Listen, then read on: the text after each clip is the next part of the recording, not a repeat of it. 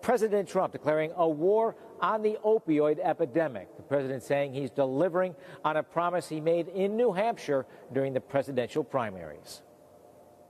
As Americans, we cannot allow this to continue.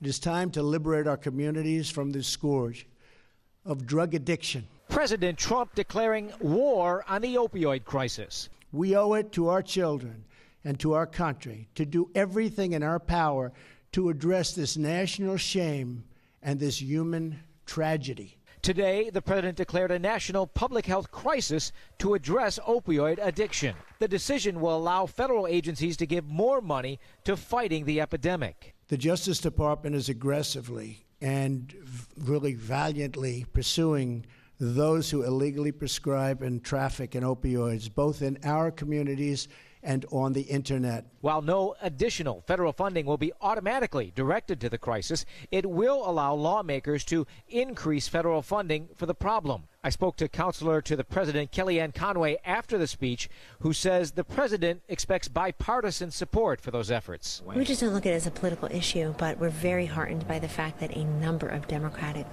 office holders were in that audience today. Opioid addiction is the leading cause of unintentional death in the U.S., claiming the lives of at least 64,000 people last year. President Trump even shared a personal struggle, demonstrating how he wants to combat this crisis.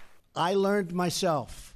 I had a brother, Fred, great guy, but he had a problem. He had a problem with alcohol. The fact is, if we can teach young people and people generally not to start, it's really, really easy not to take them. The president says he's even going to take his fight against the opioid epidemic on the road when he goes on his international travel next week, particularly to China, which is the source of a particularly powerful opioid, fentanyl. The president says he'll be asking China's President Xi to try to curb the export of that powerful drug. We're live in Washington. Dan Housley, 7 News 19.